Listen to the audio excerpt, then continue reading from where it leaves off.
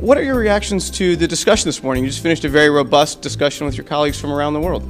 Yep, look, fantastic discussion and a really good opportunity to hear what other people are doing, to hear what other countries are putting forward in terms of helping people with financial literacy. It was really, really interesting to see how much we shared, actually. And so often one of the panelists would say something, I think that's exactly what we're experiencing in our country. And I think that is quite a positive thing, to realize that, you know, we're all humans and we all have the same problems, actually, all over the world. And I think what we need to do now is to really identify programs and interventions that are working in different countries and actually apply them to our country.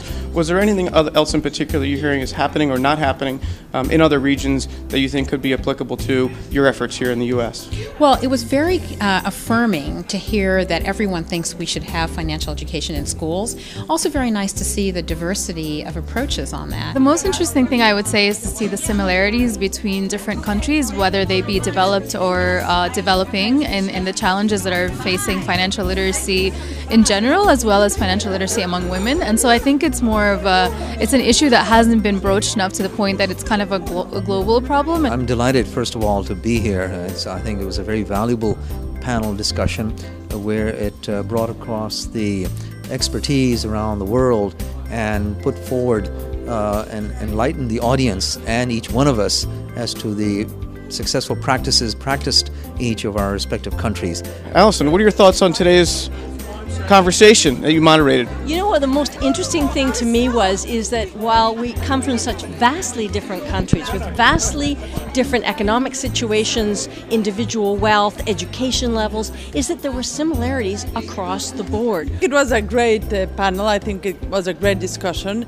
I think it's incredible to see how different countries have the same issues and different ways of getting through those issues.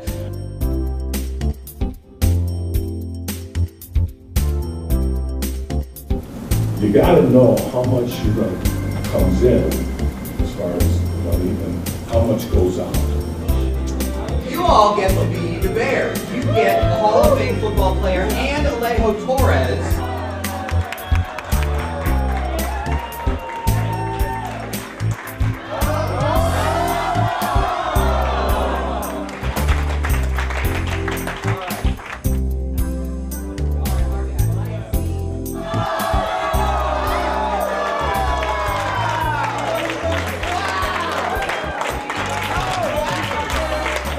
I think financial education is the key to solving all the world's issues.